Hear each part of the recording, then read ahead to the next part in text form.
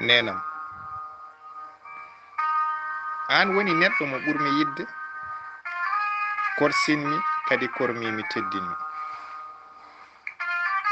Nenam somi ñawi ñawa, somi selli beltoɗa, kone dañmi jam tan poftata.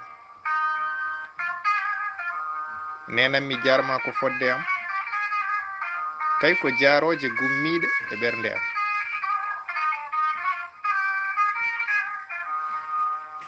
So giɗo laatimo goto ko an woni giɗam,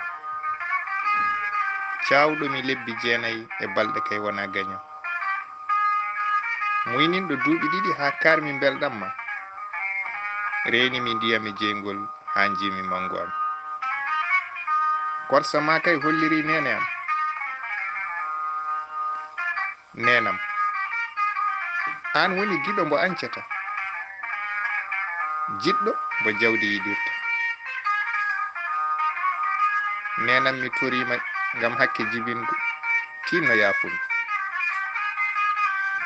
Aɗa rewa mi ñamade dowlude sanne nde mi yobdata. Ko ɗum waɗi mami eto duumade e kala ko ina weltina ɓernde ma. Nenam tinno yafumi. Bayal Kane, gorko mo Bagudin. Ñalde 25 lewru Noyabiru hitande 2021 ɗo e Ngendi Faraysi.